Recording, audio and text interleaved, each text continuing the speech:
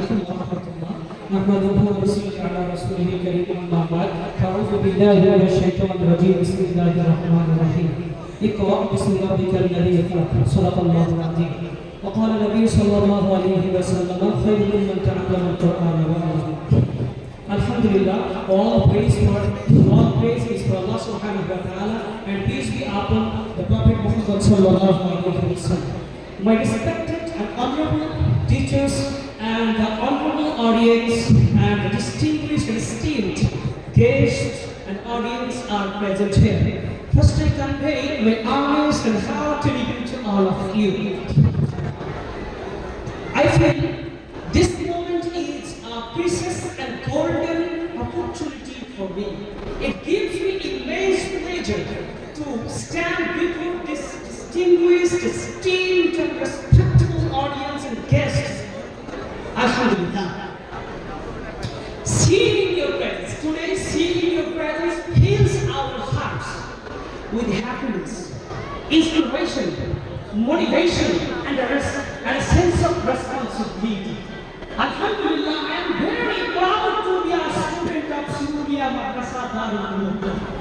I am saying also quality of this madrasa and noble, community focused, research oriented, and the reputed institution established in 1959 in Murshidabad, East Bengal. Alhamdulillah. This beautiful madrasa is being guided by our honorable head teacher, Hazrat Maulana Marwan Hussain Qasim Shah, and the secretary is Hafiz Irshadul Islam, and the president of this madrasa, Haji Sayyid Sahib, and the cashier of this madrasa, Sayyidul Islam Sahib. Alhamdulillah, all the teachers, we stand by this madrasa.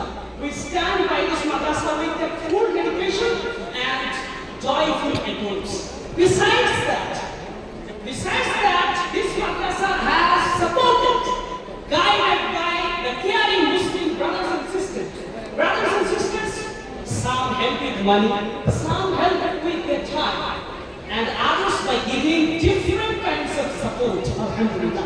I am telling something about the study and degrees of this madrasa. The students are carefully trained to be Hafiz, Maulana, Mufti, Qari, Adi, a lot of degrees are here. And besides that, students are taught here various general subjects: English, education, mathematics, science, environment and other disciplines.